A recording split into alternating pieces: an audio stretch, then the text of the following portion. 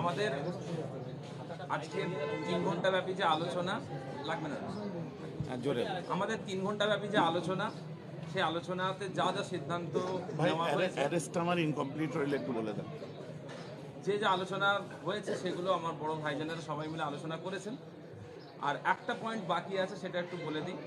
সেটা হলো আজকের ফুরফুরা শরীফের বিভিন্ন দায়িত্বশীল পীরজাদাগণ এবং রাজ্যের বিভিন্ন মুসলিম সংগঠনের নেতৃস্থানীয়গণ একটা সিদ্ধান্ত নিয়েছেন। সেটা হলো যে আমাদের প্রত্যেকের পক্ষ থেকে আমাদের পশ্চিমবঙ্গের মুখ্যমন্ত্রীর কাছে জোরালো দাবি থাকবে যে এতদিন পর্যন্ত যেখানে যেখানে ওয়াকাফ আইনের বিরুদ্ধে আন্দোলন করতে গিয়ে মানুষকে অ্যারেস্ট করা হয়েছে, তাদের মধ্যে যারা নির্দোষ আছেন, কারণ আমরা দেখেছি মাস অ্যারেস্ট হয়েছে, মানুষকে কোনো কিছু না তাকিয়ে মানুষকে অ্যারেস্ট করা হয়েছে।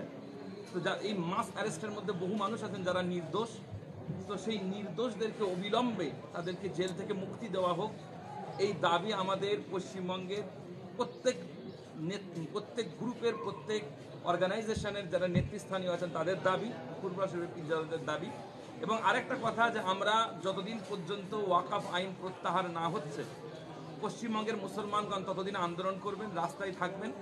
আমাদের কাছে ইতিমধ্যে খবর এসে পৌঁছেছে, আপনারাও সকলে জানেন, যে পশ্চিমবঙ্গের বিভিন্ন থানার যারা দায়িত্বশীল আছেন, যারা অফিসার আছেন, তারা আমাদেরকে ওয়াকাফ আন্দোলনের জন্য তারা অনুমতি দিচ্ছেন না। আজকে এখান থেকে আমরা সিদ্ধান্ত নিয়েছি যে এটাও আমাদের জোর দাবি থাকবে পশ্চিমবঙ্গের পুলিশ মন্ত্রীর কাছে এবং পশ্চিমবঙ্গের প্রত্যেকটা থানার দায়িত্বশীলের কাছে, যে আমরা শান্তিপ্রিয় মুসলমান, শান্তির সাথে গণতান্ত্রিক পদ্ধতিতে আন্দোলন করতে গেলে যতটুকু যা প্রয়োজন আমরা ততটুকুই করছি।